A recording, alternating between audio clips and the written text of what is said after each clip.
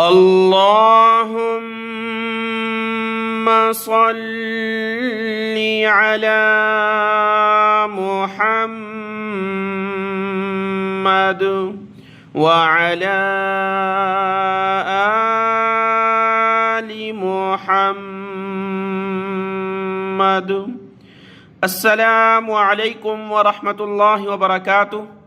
آج کے اس سبق میں ہم سیکھیں گے سورۃ البقرہ کی آیت نمبر 124 سے 124 نمبر آیت ہے سورۃ البقرہ کی، اور اس میں حضرت ابراہیم علیہ السلام کا ذکر ہے۔ آج کا سبق شروع کرتے ہیں۔ اعوذ باللہ من الشیطان الرجیم، بسم اللہ الرحمن الرحیم۔ جیسا کہ آپ جانتے ہیں کہ اللہ تبارک و تعالی نے انسانیت کی راہ ہدایت کے لیے انبیاء کا سلسلہ جاری کیا۔ وہ نبی آ کر لوگوں کو توحید کی دعوت دیتے تھے، اللہ کی طرف بلاتے تھے۔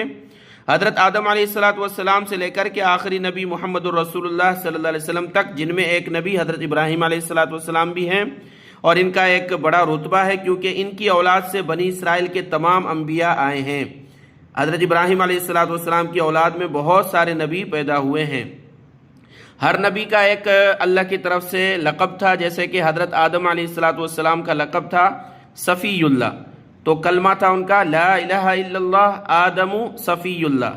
اور حضرت نوح علیہ السلام کا لقب تھا نجی اللہ، تو لا الہ الا اللہ نوح نجی اللہ۔ اور حضرت موسیٰ علیہ السلام کا لقب کلیم اللہ، تو لا الہ الا اللہ موسیٰ کلیم اللہ۔ حضرت ابراہیم علیہ السلام کا لقب تھا خلیل اللہ، اللہ کے دوست، اللہ کے خلیل، تو کلمہ تھا لا الہ الا اللہ ابراہیم خلیل اللہ۔ اور حضرت عیسیٰ علیہ السلام کا لقب روح اللہ، یعنی اللہ کی طرف سے پیدا ہوئے اللہ کی روح، لا الہ الا اللہ روح اللہ، عیسیٰ روح اللہ۔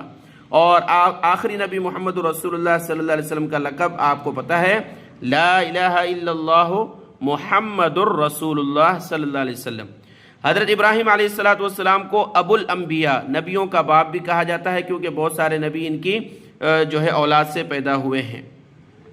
تو یہاں ہم ان کا تذکرہ کرتے ہیں کہ آیت پڑھتے ہیں لفظی ترجمہ، پھر مختصر اس کی تفسیر ہم ذکر کریں گے۔ آیت نمبر 124۔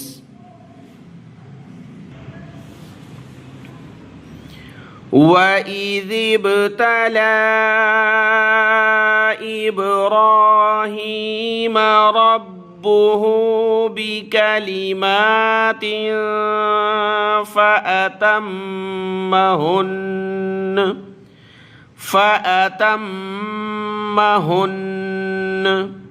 وَإِذ اور ابتلا، آزمایا، ابراہیم کو اس کے رب نے چند باتوں کے ساتھ، فَأَتَمَّهُنَّ پس ابراہیم نے ان سب کو پورا کر دیا۔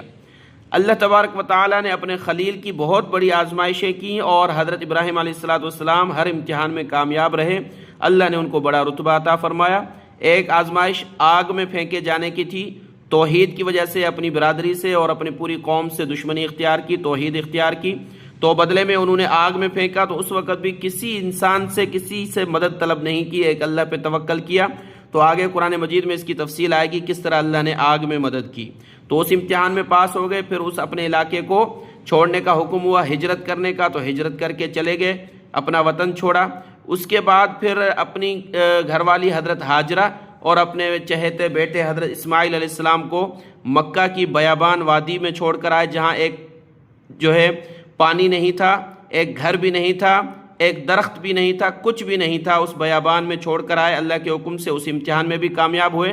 حضرت اسماعیل علیہ السلام کو اللہ کی محبت میں قربان کرنے کا حکم ہوا، اس پر بھی جو ہے حضرت اسماعیل علیہ السلام کی اللہ نے حفاظت فرمائی، اور حضرت ابراہیم علیہ السلام اس امتحان میں کامیاب ہوئے۔ اور بھی بہت ساری باتیں امتحانات کی تھیں، تو اللہ نے فرمایا کہ ابراہیم کے رب نے اس کو آزمایا، اور ابراہیم نے ان تمام باتوں کو پورا کیا۔ قال انی جاعلک للناس اماما، فرمایا اللہ تبارک و تعالی نے انی بے شک میں جاعلک بنانے والا ہوں تجھے، للناس لوگوں کا، امامن امام پیشوا بنانے والا ہوں۔ قال ومن ذریتی، حضرت ابراہیم علیہ السلام نے عرض کیا اور میری اولاد، یعنی مجھے تو امام بنا رہے ہیں، میری اولاد میں بھی یہی امامت، یہی نبوت یا اللہ جاری فرما۔ قال لا ينال عہد الظالمین، فرمایا اللہ نے لا ینالو، نہیں پہنچے گا، عہدی میرا وعدہ، ظالمین لوگوں کو، تیری اولاد میں سے جو ظلم کرنے والے ہیں، نافرمانی کفر کرنے والے، ان کو تو یہ نبوت اور رحمت نہیں ملے گی، جو ماننے والے ہیں ان کو دی جائے گی۔ تو حضرت ابراہیم علیہ السلام کی اولاد سے بہت سارے نبی ہو کر آئے، انبیاء ہو کر آئے۔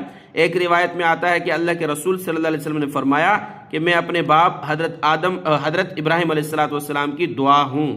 روایت میں آیا کہ حضرت ابراہیم علیہ السلام کی دعا کا ثمر ہوں، بدلہ ہوں۔ تو ظالم لوگوں کو یہ عہد نہیں پہنچے گا، اللہ نے فرمایا۔ آیت نمبر 124 مکمل ہوئی، آگے ہے آیت نمبر 125۔ وَإِذْ جَعَلْنَا الْبَيْتَ مَثَابَةً لِلنَّاسِ وَأَمْنًا، اور جب جعلنا ہم نے بنایا البیت بیت اللہ کو، مثابتاً لوگوں کے جمع ہونے کی جگہ، بار بار لوٹنے کی جگہ، للناس لوگوں کے لیے، وَأَمْنًا اور امن کی جگہ۔ اللہ نے بیت اللہ کا ذکر کیا ہے کہ یہ بار بار انسان لوٹ کر آتا ہے اس کی طرف۔ کوئی بھی سیاحتی مقام ہو سیر سپاٹے کا تو انسان ایک دو مرتبہ جائے گا، تھک جائے گا، بور ہو جائے گا، اور بیت اللہ کا دیدار جس نے کیا ہے وہ اس کا شوق اور زیادہ رکھتا ہے دل میں، اور دوسری مرتبہ گیا تو پھر تیسری مرتبہ وہ رکھے گا، تا حیات وہ جاتا رہے گا۔ اللہ نے اپنے گھر بیت اللہ میں ایسی کشش رکھی ہے، تو اللہ نے فرمایا بیت اللہ کو بار بار لوگوں کے لوٹ آنے کی جگہ رکھی ہے، بار بار لوٹ آتے ہیں، جمع ہوتے ہیں، اور امن کی جگہ ہے، لوگ ایک دوسرے کو قتل نہیں کرتے، اور وہاں حرام ہے ایک دوسرے کو تکلیف دینا، اور پرندے اور بہت سارے چوپائے جانور جو بھی وہاں اپنے کو مامون اور محفوظ سمجھتے ہیں، یہ اللہ نے وہاں امن پیدا کیا ہے۔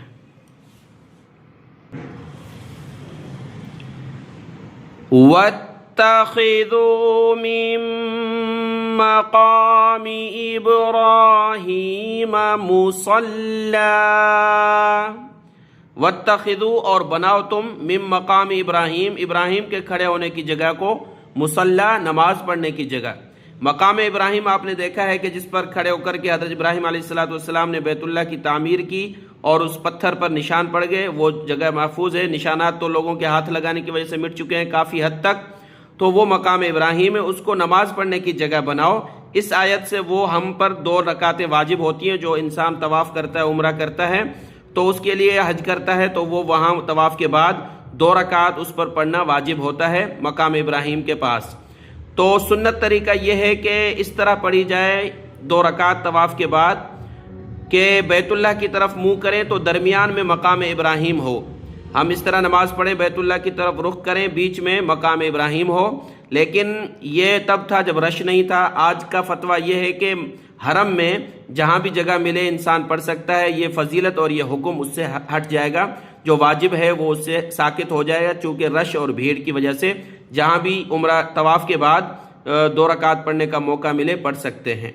اور سنت طریقہ یہ ہے کہ ایسے طریقے سے پڑھا جائے، سامنے بیت اللہ کو جب ہم رخ کریں نماز کے دوران تو بیچ میں مقام ابراہیم ہو۔ وَعَهِدْنَا إِلَىٰ إِبْرَاهِيمَ وَإِسْمَاعِيلَ أَن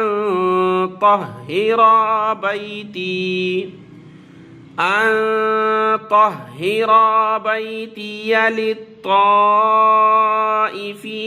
وَالْعَاكِفِينَ۔ وَعَهِدْنَا اور ہم نے عہد کیا سے مراد ہم نے حکم دیا، اِلیٰ ابراہیم، ابراہیم علیہ السلام کو، و اسماعیل اور حضرت اسماعیل علیہ السلام کو، باپ بیٹے دونوں کو ہم نے حکم دیا، ان طہرا کہ تم دونوں پاک رکھو، بیتیہ میرے گھر کو، بیت اللہ کو، للطائفین طواف کرنے والوں کے لیے، والعاکفین اور اعتکاف کرنے والوں کے لیے، والرکع السجود اور رکوع کرنے والوں کے لیے، سجدہ کرنے والوں کے لیے۔ پاک رکھنا ہے کہ بتوں سے، شرک سے، گندگی سے، ہر قسم سے پاک رکھنا ہے۔ طواف کرنے والے، اعتکاف کرنے والے، نماز پڑھنے والوں کے لیے پاک رکھنا ہے حرم کو اور بیت اللہ کو، یہ حکم تھا۔ آیت نمبر 125 مکمل ہوئی، آیت نمبر 126۔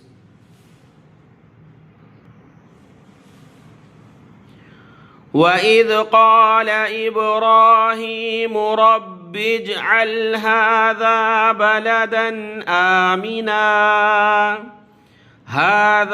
بَلَدًا آمِنًا وَارْزُقْ أَهْلَهُ مِنَ الثَّمَرَاتِ۔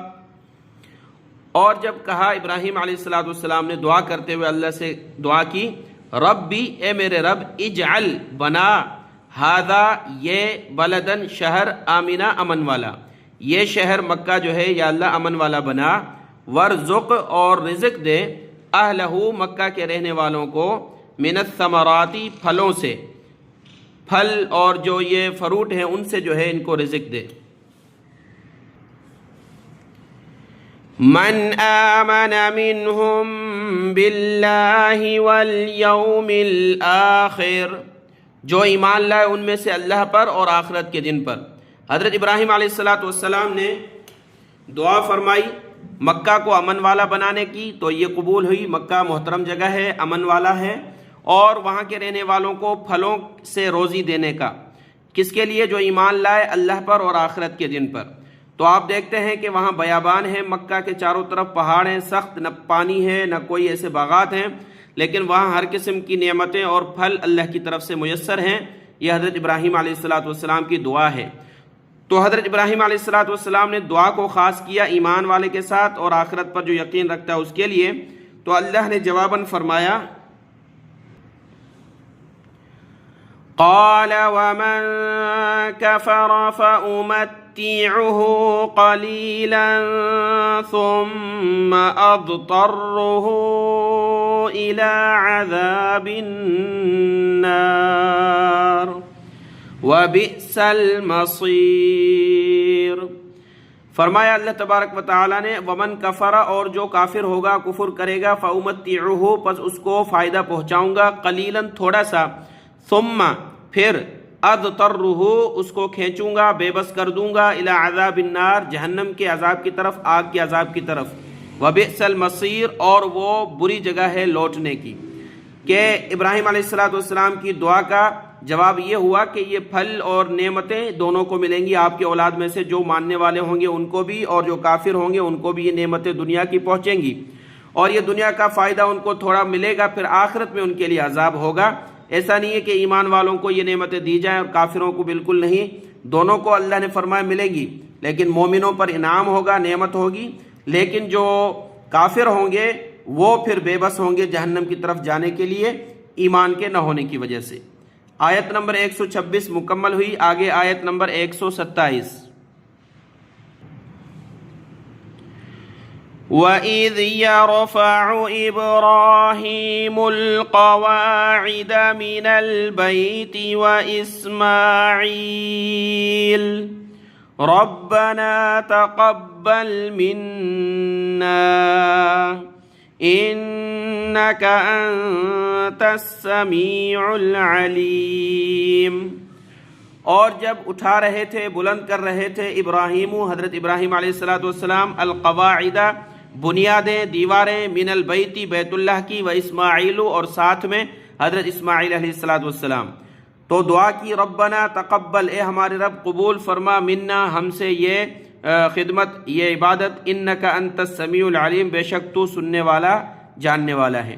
حضرت ابراہیم علیہ السلام جو کچھ کر رہے تھے بیت اللہ کی تعمیر اللہ کے حکم سے، اس کے باوجود اس عبادت کی قبولیت کی دعا مانگ رہے ہیں، تو یہ امت کو ایک پیغام ہے، ایک حکم ہے کہ اپنی عبادت پر صرف مصر نہیں ہونا چاہیے کہ یہ قبول ہے، بلکہ اس عبادت کے بعد اللہ سے عاجزی کے ساتھ دعا مانگنی چاہیے، یا اللہ جو عبادت تو نے کرنے کی توفیق عطا فرمائی ہے، تو اس عبادت کو اپنی فضل سے اپنی بارگاہ میں قبول بھی فرما، اور آخرت میں میرے لیے راہ نجات بنا، نجات کا ذریعہ بنا۔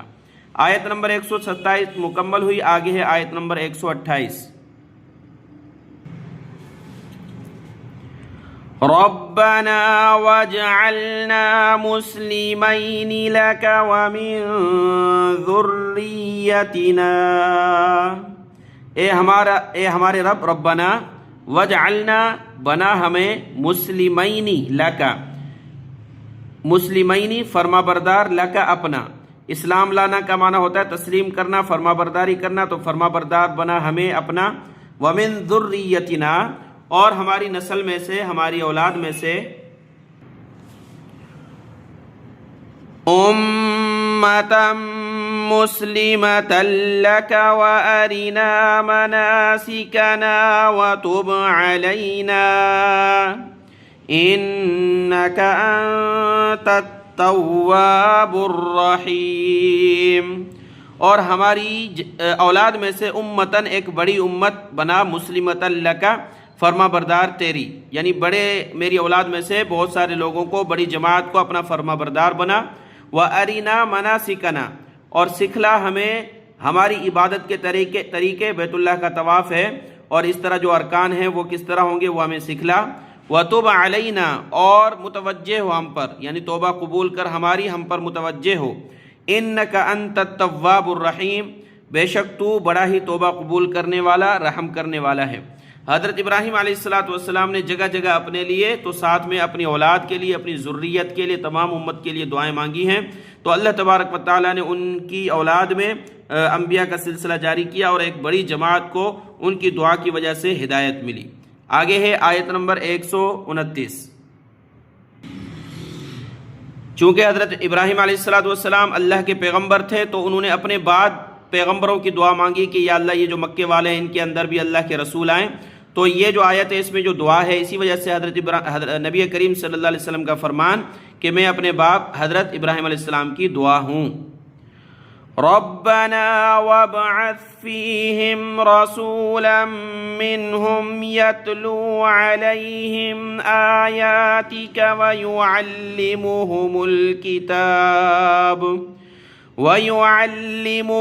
الْكِتَابَ وَالْحِكْمَةَ وَيُزَكِّيهِمْ إِنَّكَ أَنْتَ الْعَزِيزُ الْحَكِيمُ۔